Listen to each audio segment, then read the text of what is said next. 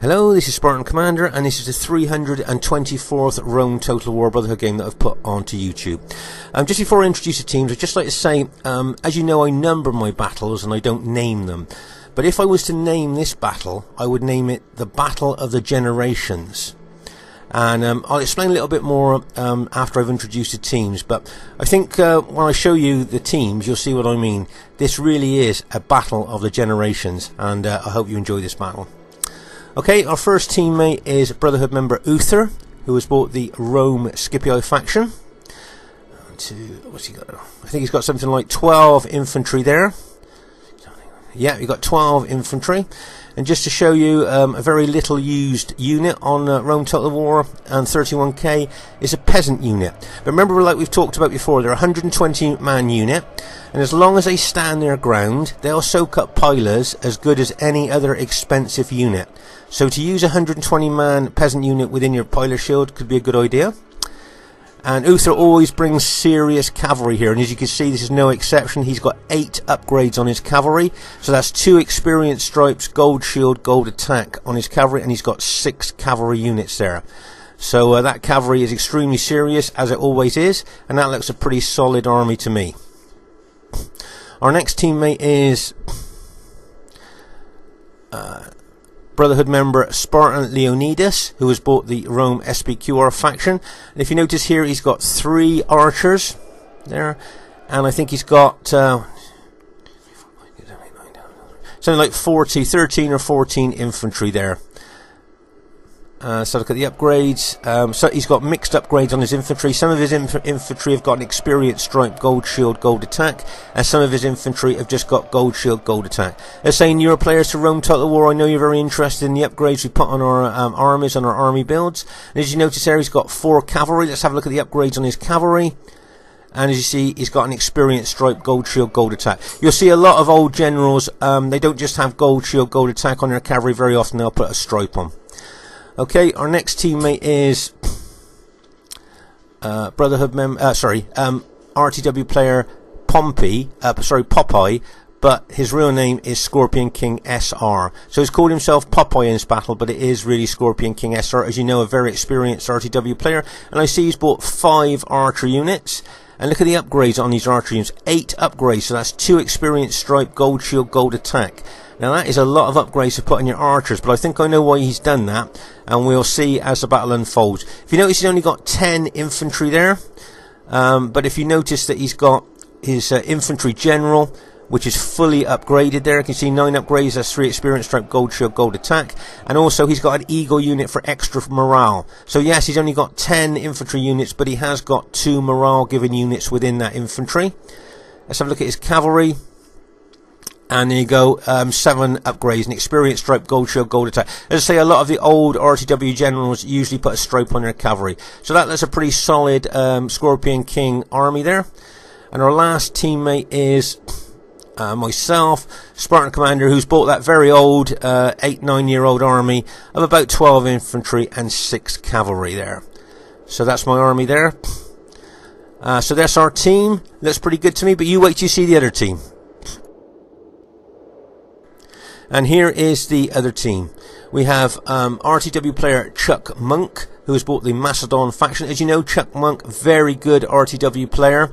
He's only been playing RTW for a short while, but has proved to be very good. If you notice there, he's got 10 pike units. Let's have a look at the upgrades on those pikes. For newer players to Rome Total War, as you can see, his Polar Shield unit has got 6 upgrades. So that's gold shield, gold attack on his Polar Shield units. But if you look further into his formation, his main units have got 8 upgrades.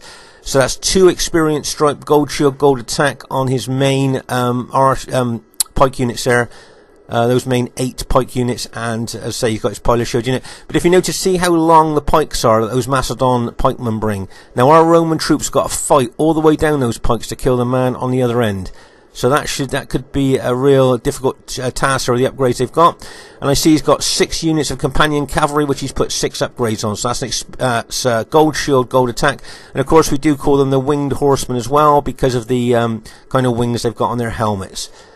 And of course, as we know, pike units are very susceptible to missile damage, so he's bought 4 Cretan archers to cover his pike units there. Maybe you can see now why Scorpion King bought so many archers with good upgrades on there, because he knew he was fighting Macedon. Okay, their next teammate is Titan Sparky. As you know, Titan Sparky, very good player, and he's bought the Rome Julio faction. And I think he's got 14 infantry there. And if you notice here, can you see how he's actually kind of split his army into 2 there? Can you see he's got a main army at the rear there with his general in, and a smaller army at the front with a pilot shield unit in front of it. So it'd be interesting to see whether he splits his army or whether he fights with that formation as is. Should be interesting to see. Let's have a look at his cavalry, 6 cavalry units there. Let's have a look at the upgrades, and it looks like just gold shield, gold attack on that cavalry there. So that's a pretty bog standard 31k army there. Their next teammate is IOW Skippy. A lot of you will know IOW Skippy, another really good RTW player. And once again, he's got 14 infantry and 6 cavalry. As I say, that is the bog standard 31k army. If you notice, his general there has got 8 upgrades on, so that's 2 experience stripe, gold shield, gold attack. And his cavalry's got gold shield, gold attack on there, as you can see. So as I say, that is another bog standard 31k army, 14 infantry, 6 cavalry, very effective type of army that is. And their 4th teammate is IOW Srax. Once again, a lot of you know Srax, very good player, and he's also bought the Rome Julio faction. And I think once again that's a 14 infantry and 6 cavalry army there. As I say, that is the bog standard 31k army, very effective, very good. So there's their other team, great team. Okay, at this stage of the battle, I'd like to explain to you what I meant about the Battle of the Generations. As you can see, Uther, Spartan Leonidas, Scorpion King, and myself have been playing Rome Total War since it first came out. Now, Rome Total War is nearly 14 years old, so between us, we've got near a combined year RTW experience of nearly 56 years of playing Rome Total War. We used to play on it every minute of the day that we could. We almost became addicted to Rome Total War at one stage. But about 3-4 years ago now, we've only started to come onto RTW for a couple of hours on a Friday or Saturday night. We're kind of like weekend warriors now. We don't play just very, very little on there. And Spartan Leonidas, well, we might see him once in a couple of months. So it just goes to show how little we play Rome Total War now. And I think to keep a good winning edge on your game, you need to play Rome Total War a lot. So maybe because we don't play anymore, and as I say, we're like weekend warriors, we may well have lost that winning edge that we once had. But as I say, we used to, as I say, we were addicted to Rome Total War, all of us, and we did used to play it loads. But as I say, we only play a couple of hours on a Friday and a Saturday night now. That's why I wanted to say that this is a battle of the generations, because if you look at the team that we're facing, you'll see that they are all modern, newer players to Rome Total War. These guys play Rome Total War a lot like we used to. They play as a team like we used to a lot. As I say, they play together a lot. So they've got that winning edge. They've got that that kind of knowing what each other is going to do before they do it, because they play RTW so much. Like, you know, like veterans know what I mean. When you play with people a lot, you get to know what they're going to do almost before they do it, and it really gives your team an advantage there. So as I say, it really is, make no mistake, it really is the old against the new here. And that's why I would call this battle the Battle of the Generations. As I say, all the team members on the other team there are all really good RTW players, as you know. You know, they as I say, they've got that winning edge, and they play regularly still. And us old ones here, the weekend warriors, it really is the old against the new. And that's why I would call this the Battle of the Generations. The scene is set, the die is cast, should be a great one for you to watch. Okay, at this stage of the battle, I thought we'd have a look at Uther's formation, which incorporates that peasant unit. Now, can you see how he's put his peasant unit in between his urban cohort pilot shield units there? And what my guess is, when he comes into pilot range with the enemy, he'll move that peasant unit out a little bit, just so that the peasant unit will hopefully soak up all the pilers, and that his more expensive urban cohort pilot units will soak up less. So it'll be interesting to see if that peasant unit will stand. With its general morale bonus, it should hopefully soak up the pilers more than his other units. Okay, at this very early stage of the battle here, you can see that Scorpion King SR, once again, who's called himself Popeye here, is moving out in a very aggressive way towards the enemy team. Remember, Scorpion King is a player that kind of grabs the initiative, brings it onto the RTW battlefield and really attacks the enemy. I don't think defense is really in his vocabulary, really. He likes to attack. He likes to put the enemy on the back foot. He likes to make them dance to his tune. That's why he's aggressively attacking right from the beginning here. What I think he wants to do is get into archer range with those Cretan archers. Try and take out those Cretan archers. Pause the game for a second. So as you can see there's quite a big gap between our armies here. But if you notice, I'm moving my SBQ army over to support Scorpion King. But as I say, there is quite a big gap between us, as there is between the enemy teams there. If you notice, there's a big gap between them. But I think Scorpion King would like to get into range with his archers here, try and take out the Cretan archers, and then he can concentrate his archer fire onto those Macedon pikemen. That would be what his tactics would be.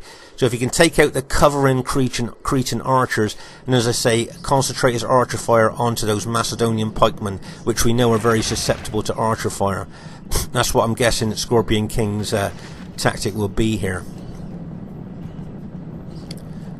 As I say, that's a very effective tactic, because if you can take out those Cretan archers, as I say, you can then concentrate all your archer fire onto the Macedon pikemen there. If you notice that Scorpion King got his cavalry right behind his archers there, so if the enemy do try a cavalry attack, he can then cover it with his own cavalry there. Right, as you can see right over here on the right flank here, you can see that Esrax, I think it's Esrax there, has moved his Julio troops forward in a threatening manner towards Uther there. But if you notice that Uther's brought his cavalry over there to cover his moving infantry. See, what I think Uther thought there, he thought that Julio cavalry may well smash into the side of his moving infantry. So that's why he's moved his cavalry over there to try and support his infantry there. That's good cover by Uther there. As I say, I'm sure Esrax would love to have smashed his cavalry into the flank of Uther's moving infantry. As I say, Uther spotted that and moved his well upgraded cavalry to cover his infantry. Nice supporting move there for his infantry there. As I say, we are the weekend warriors these days, so it'll be interesting to see whether we've lost our winning touch, the winning edge that we once may have had here against such a really good modern RTW 4v4 team. As you can see here, Scorpion King still taking his archers forward there. He really wants to get in range with those Cretan archers there, so he can try and take those Cretan archers out, as I explained earlier, so we can concentrate on the Macedon pikemen. Right, just have a look at Scorpion King's formation here. Can you see those extended pilot shield units there? Instead of being wide, they're actually kind of poking out from his main infantry. And this was a pilot shield technique that was used several years ago. Maybe 3 or 4 years ago, people started to try that pilot shield technique. So it is kind of a little bit of old school there, what Scorpion King's doing. It'd be interesting to see how well it does during the course of the battle. As I say, everything about this battle from our side is old school. so as I say, it'd be interesting to see how well we do against such really good modern players here. And I think most RTW veterans watching this would agree that the more you play RTW, the kind of better you get. The kind of more of a winning edge you kind of get there. You get confidence and everything from the battles that you win. So the enemy team we're facing here will be extremely confident, and as I say, as most of you know, they are really good players. Right, if you see Scorpion King here's bringing his army across here, covered by his cavalry, threatening, attacking once again. As we said, Scorpion King, very attacking, aggressive player.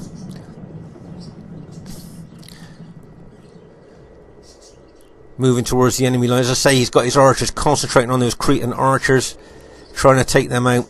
And as I say, would love then to concentrate his archer fire on those Macedon pikemen. Okay, if you notice there, he's moving his infantry back a little bit as he's seeing lots of enemy cavalry moving in his direction.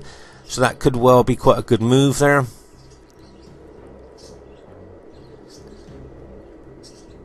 And I think he moved his infantry forward as well there to try and cover his archers, so he could move his archers closer to those Cretan archers, which he'll be trying to take out. Meanwhile, over here on our right flank, and right centre there, you can see that Uther's gradually moving over towards my army there. And as you can see, Esrax is facing Spartan and Leonidas. But meanwhile, over on our left flank here, you can see Scorpion King once again being very aggressive with his SPQR army moving towards the enemy team there. But with all that cavalry starting to accumulate on this flank, it wouldn't surprise me if Scorp decided to maybe back his infantry off here, because that is a heck of a lot of enemy cavalry over on this flank.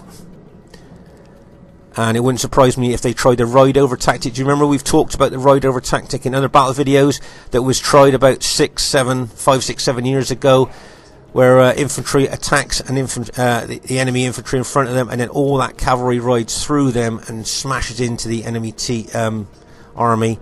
And with so much cavalry charge bonus, they can actually rout the enemy there. So we need to be careful about that. And as I say, Scorpion King was well aware of that and has moved his army back. But if you notice, we've moved our cavalry over there to support him as we recognise that tactic. So if the enemy does try that there, that'll be up against quite a few of our cavalry as well. But as you can see there now, there's a lot of cavalry there. I think there's something like, I think they all had 6 cavalry each. So there's about 24 units of enemy cavalry on this flank. 24 units of enemy cavalry.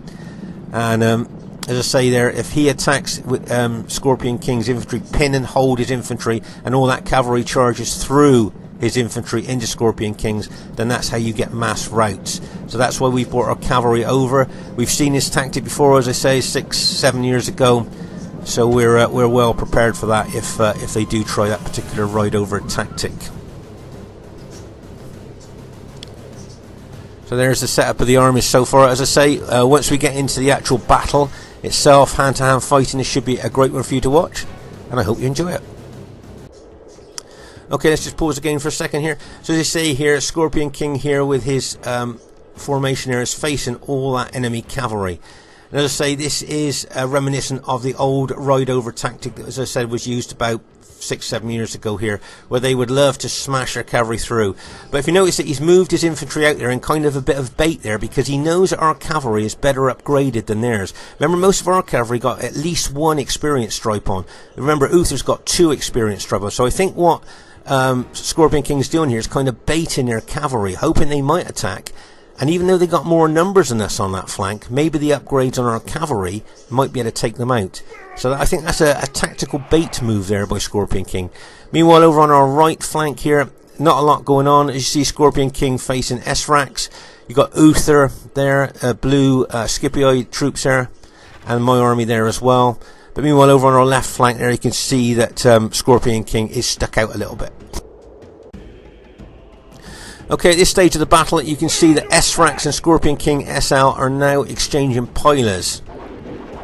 Spartan Leonidas usually puts his units into Testudo.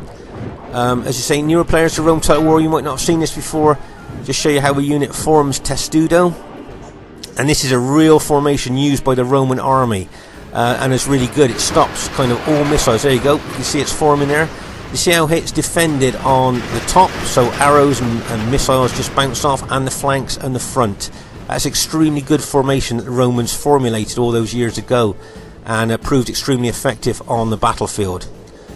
So you can see here things are closing in a little bit here on our right flank. As you can see, Uther here is facing the enemy Julii there as well, Julii team as well, army there. So it'd be interesting to see where the actual battle really kicks off here, whether it be over on this flank or whether it be on Scorpion King's flank here. As you can see, Scorpion King once again surging forward with his army, with his aggressive stance. As I say, he moved his army out earlier there to try and get the enemy to attack with their cavalry, because he knew our cavalry was better upgraded. I think that's why he did that. And so hopefully, even though they had more numbers at that time, we probably would have taken them out maybe with the extra upgrades on our cavalry. But as I say, he's always a mischief maker, always harassing and haranguing the enemy with his aggressive tactics there. As we move on at the battlefield here, you can see Uther's skirmishing there with some of the enemy in front of him. And you can see the Esrax and Spartan Leonidas here are skirmishing also on this flank. Still throwing some pilers at each other here. You can see a lot of the Esrax's cavalry there ready to attack when needed, but you can see that Spartan Leonidas here is attacking some of the Julii units in Testudo with some of his forward units. Right, can you see here that, let's just pause the game for a second, that the enemy team member there saw that the peasants were out the front to soak up his pilots, and so he's attacked the peasant units to one of his pilot shield units there. Obviously he doesn't want to throw his expensive pilots into peasants, he much prefer to throw them into enemy urban cohorts there, so he's chasing that, trying to chase that peasant unit away, so that his units then will throw pilots into urban cohorts. My guess is though that unit may well lose a few men there, because yeah, there you go, Uther's throwing pilots into that unit as it's backing off. So it has lost a few men there, but it has chased that peasant unit back into Uther's formation. My guess is Uther will put that peasant unit straight back out to start soaking up the enemy pilots again. So as you see over here on the right flank, there's a little bit skirmishing going on, but nothing really serious has happened so far in this battle, attack-wise. Let's say over here on the left flank, you can see that Scorpion King has actually split his army into two now. Let's just pause the game for a second. So as you can see, he split his one army in open order units there, and he's got his main army there with his general behind. So he split his army into two. Let's say here I've got my army there facing the Macedon pikemen there. I'd love to start throwing loads of pilots into those Macedon pikes. And if you notice here, as I say, Scorpion King SR has got his archers. Now, whether he's still targeting the Cretan archers or whether he's targeting those Macedon pikemen, I'm not sure at the moment. Not a lot of Cretan archers left, so he may decide to actually attack those pike units there. If you notice that the Julii generals put a urban unit out in front of his Macedon ally there to help soak that up. But you can see there's a lot of skirmish and pilot throwing going on here over on our right flank and our right centre. So as I say, where the battle's really going to kick off, I don't know whether it's going to be this flank, Spartan Leonidas' flank, cavalry unit going to take out some archers, and bang, as that unit goes in, took out those archers. Nice little surgical strike there by Esrax. Okay, it was only a few archers, but he's stopping them firing arrows at his team, so that was a nice little hit. And there's a general disposition of the battle at the moment. As you can see there on the left flank, you can see some of the Macedon cavalry aggressively attacking Scorpion King SR's infantry. Remember, infantry in open order are very susceptible to damage from cavalry hits. Being in open order, it kind of weakens them against cavalry. So, but I see Scorpion King got his own cavalry there to cover it. But you can still see there's a lot of cavalry this side. If you notice that I've moved my cavalry over as well here to support Scorpion King SR against all that enemy cavalry. You can see the Macedon units there moving forward towards Scorp and my army there. As we move further up the battle lines, over up on the right flank here. As I say, not a lot going on over on this right flank, but it does look quite threatening there. So it'll be interesting to see what happens. As I say, Spartan Leonidas never been a really good attacking general. He tends to tends to lean a little bit more towards defence there. So it'll be interesting to see if the enemy make the most of that. Right, can you see the enemy cavalry charging in there? And bang, as that cavalry charges in. Nice aggressive attacking cavalry work there by the enemy there. Esrax very aggressively attacking there, charging into infantry units head on with his cavalry. Shows what his credentials are for this battle, and that is attack. But Spartan Leonidas is a wily character. I think he'll absorb those attacks there. Right, as we move further on along the battle lines here, over to the left flank again from the right, you can see Scorpion King SR charging his cavalry into that isolated Julii unit there and taking it out. You notice that the moment he took that unit out, backs his cavalry off. Doesn't want to deal with any pike units there or any counter cavalry attacks. Right, let's just pause the game for a second for us to take stock of exactly what's going on. So as you can see here over on our left flank, Scorpion King SR is facing a lot of cavalry and the Sparky's Julii infantry there. And on our left centre, you can see that I'm facing a Macedon pikeman there. What I want to do is engage that pilot shield unit there, and then my pilots will then throw over the top of that unit into those densely packed Macedon units. That's what I'm doing here. That's what I want to do, is try and cause as many casualties as I can to those Macedon pikemen before we actually get into combat. Right, can you see here, Uther is facing that Julii unit there. And if you notice, Uther is like turned on an angle. Now you usually do that when you try and deflect a flank attack there. So Uther must have been thinking that he was going to be attacked in the flank there Meanwhile, over on our right flank here, you can see the Esrak starting to ramp up the battle timing here. He's starting to move his army forward. Can you see he looks very aggressive? The stance of his army looks aggressive there. So things could kick off. But as you can see here, Uther's there turned at an angle like he's expecting a flanking attack. But can you see, by doing that, we've opened a hole up in our team's battle line. Now, if the enemy decided to charge through there, they could then either charge into the flank of our troops or even go further right round behind us, and they would be in behind us ready to attack when we became engaged. So that is quite a dangerous hole that has now been shown in our battle line. Be interesting to see if the enemy try and make the most of that hole there, as they could kind of pour through that if they want to take full advantage of it.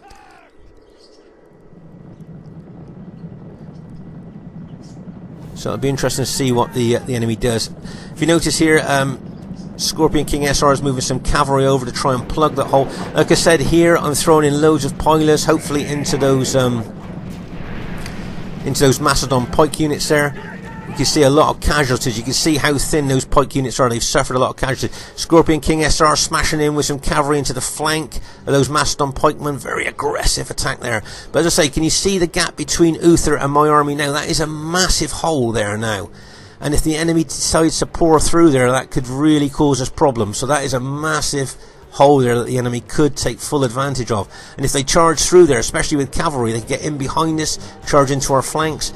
Meanwhile, here in our left centre, you can see I'm engaging the Macedon pikemen there, trying to cause as many casualties with pilers as I can before we get into hand-to-hand fighting. And over here on our left flank here, you can see Scorpion King is still facing I think it's Sparky's Julia army. Over here on our right flank, as I say, Esrax is a very attacking player, and as I say, Spartan Leonidas tends to lean towards defence a little bit here. So it'll be interesting to see what happens. Remember, Uther's cavalry, really serious cavalry, 8 upgrades, 2 experienced strike gold shield attack, and he's smashing into that Julii unit there. Nice surgical hit. My guess is he'll pull out before that Julii cavalry hits, and there you go. Nice surgical hit there, and very frustrating for the enemy because they would have loved to have counterattacked his cavalry with their cavalry. But you can see the Julii cavalry still pushing forward here. Now this right flank could prove pivotal to the outcome of the battle. Things are really starting to kick off on this right flank and right centre here. And I think whichever team wins here could go on to win the battle here. Let's say there's lots of cavalry here attacking, very aggressive attacking going on here, tactics. You can see a lot of Julii infantry attacking Spartan Leonidas, his units there. A lot of enemy cavalry ready to charge in. You've got Uther's cavalry, remember, with his great upgrades there, ready to counterattack any enemy cavalry. So as I say, things are looking really tough there. And you can see a massive gap between both the enemy armies and our armies here, over here on our left flank, with myself facing Macedon and some Julii units. And as I say, Scorpion King SR facing a very, very much intact Esrax's army there. So as I say, it looks to me like the main action's happening over on the right flank at this time.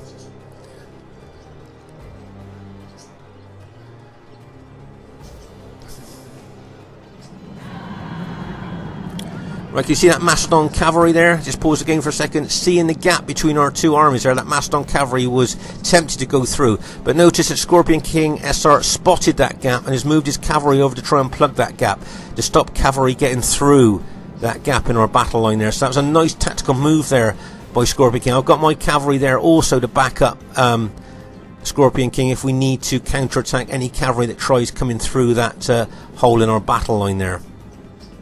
Let's say you got Uther here facing the red Julii infantry, but over here on our right flank you can see how aggressive Esrax is being with his Julii army against Spartan Leonidas. But as I say, Spartan Leonidas, he don't play much now, but he is a wily old warrior, and if you notice, his army is pretty well defensed. He always played in a very good defensive way there. Right, if you notice that Uther's charging his cavalry through, and bang, as that cavalry smashes into the Julii infantry. Notice the Julii cavalry are now counter-attacking, and bang, as that Julii cavalry smashes into our allies' ranks there.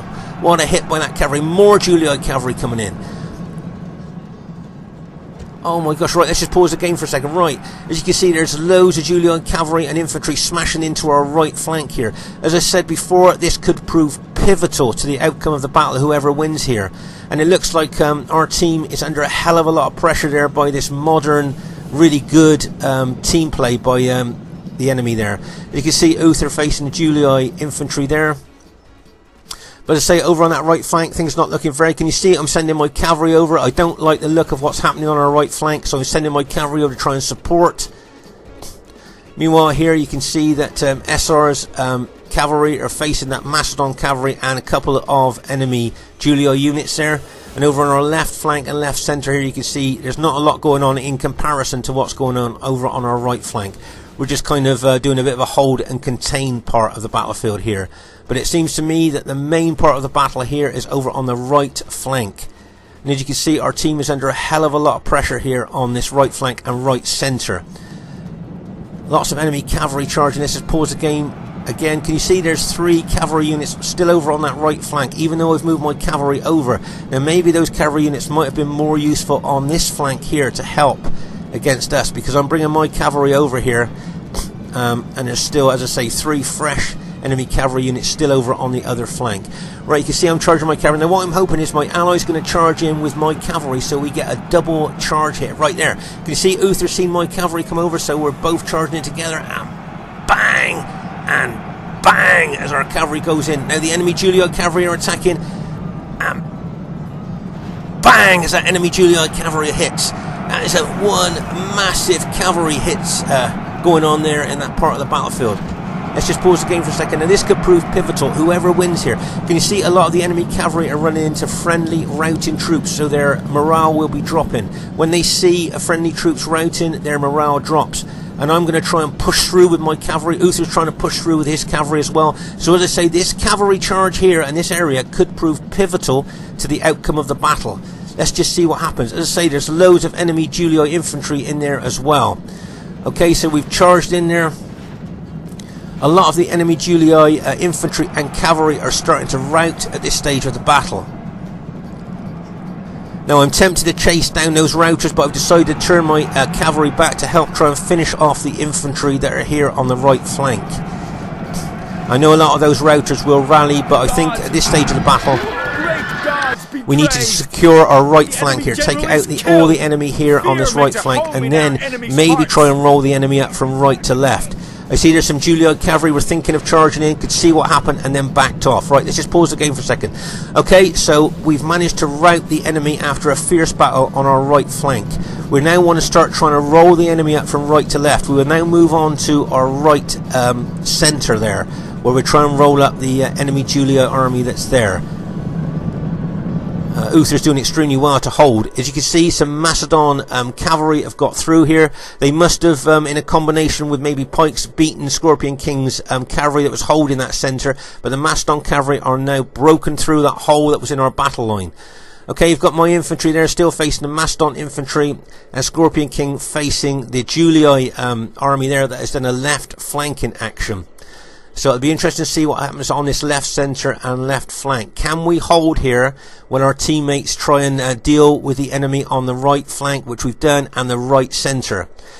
Okay, now we're going to really try and do our best to try and roll the enemy up from right to left. If you notice that Uther now has come out of defence, and if you notice he's running his infantry forward, attacking and pinning the enemy infantry there.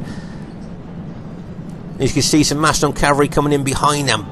Bang! As that Macedon cavalry smashes into the back of one of Uther's units there. But if you notice here, we're moving over from right to left.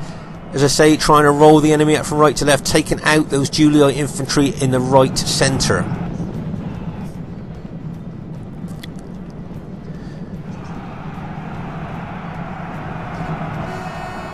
As you can see, it's a very fierce battle there. You notice I'm charging my cavalry forward there, probably looking to hit that Julii general if I can. And bang, as my cavalry goes down. Spartan Leonidas is charging his cavalry in as well, and some of Uther's cavalry is hit as well there. So we're doing a mass team cavalry hit there, routing a lot of those Julii infantry that were left on the right centre.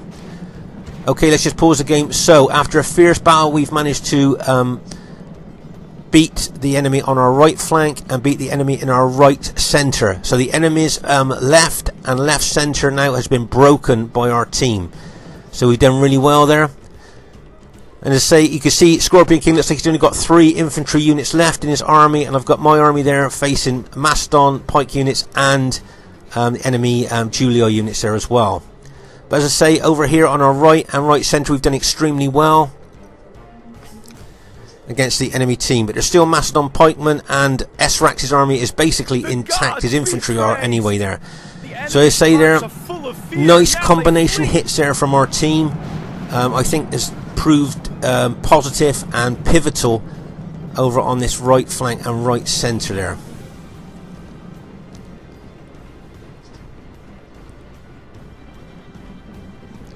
Let's say the Mastodon, I think the Mastodon Pikes will now move back over to their flank there, where the Julii infantry are there, to try and make a stand over there on our left flank.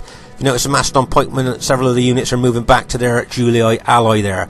So that's a good tactical move by the enemy. Try and, if you like, group the troops they've got left there.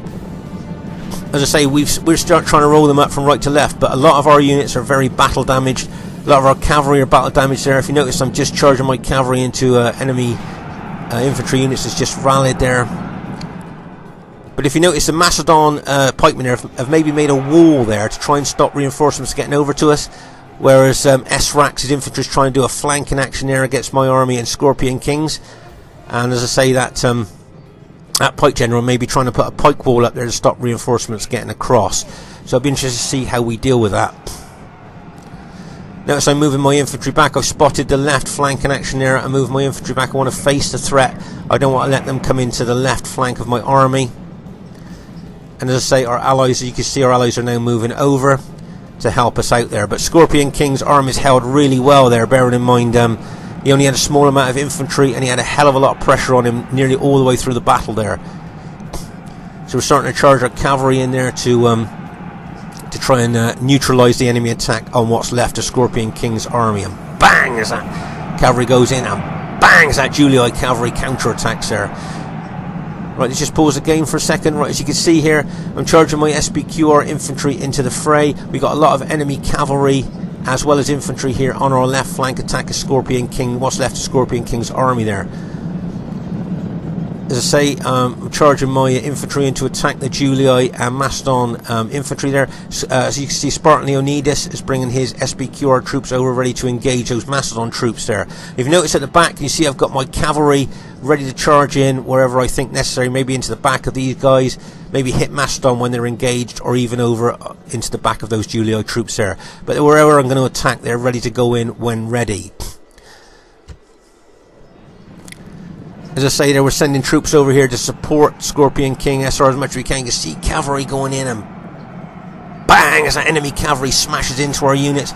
But we've sent reinforcements over there now to try and support Scorpion King SR there. Right, if you notice here, can you see my SBQR average cavalry are charging? I'm looking to go into the rear of that engaged Julii infantry. I may well have to take on that Julii cavalry first, as the Julii General saw was coming in, sent his cavalry out to try and engage my cavalry. I think what I'd like to do is take out those cavalry units and then smash into the back of those engaged Julii troops if I can. It wouldn't surprise me now if that Julii General sent infantry out as well to try and neutralise my cavalry. As you can see, there's some cavalry units there. There you are. He sent some infantry out as well, but I'm not going to bother with those. I'm going to charge through them into the back of those engaged troops because I think they'll rout as soon as they get hit. There you go. You can see those Julii troops that were tired there get smashed into the rear with my cavalry and all routed. So now on our left flank we have taken out the enemy on our left flank, and we've now got to concentrate on our left centre. You can see there's still some enemy Julii troops and Mastodon troops still fighting there, and take my cavalry down there and smash into the flank of those engaged Julii troops. Bang, as that cavalry hits. And now it's just the Mastodon pikemen left there for us to try and take out there. And you can see the last of the enemy units have just been routed there. As you can see, it's a very intense battle. As we said, over on that right flank proved pivotal to the outcome of the battle. I think whoever won there would have rolled the enemy up from that flank to the other. And as I say, that massive cavalry and infantry hit there, as I said, did prove pivotal to the battle, because then we won there and managed to roll the enemy up from right to left. As you can see the dead there, loads of dead. Just bears how intense the fighting was there. As you can see, we've done quite well there against the enemy. Oh, and just say, first thing I'd like to say is really well played to everybody in the game, and I wasn't expecting a clear victory. I thought it might have been close, because to me, I remember fighting at the time, it seemed like a close victory to me. So to get a clear victory, I thought was very good there. So well done to the old team there for managing to get that. Just like to draw your attention to Uther, got the best kills in the game, so really well done to Uther, 1,663. That was great kills for him. Really well done. And Spartan Leonidas and Popeye did well as well. Just like to draw your attention to my kills, I managed to get 1,311, but if you notice, I only lost 400 men in that whole battle. I only lost round about 400 men, so that wasn't bad really. I didn't think. You see, I got the highest number of troops left out of anybody in the game. So only losing 400 troops against such good players, I thought was pretty good. And for us to be able to keep such good players' kills, most of them down below 1,000, as you can see there, that just goes to show how well our old team did to manage to keep their kills below 1,000. As you know, they're all really good players. So, as I say, really well done to Scorpion King SR, really well done to Spartan Leonidas, and really well done to Uther, guys. Really well played there. But also, well done to IOW X-Rax, IOW Skippy, Titan Sparky, and Chuck Monk. Really well played, guys. Excellent game.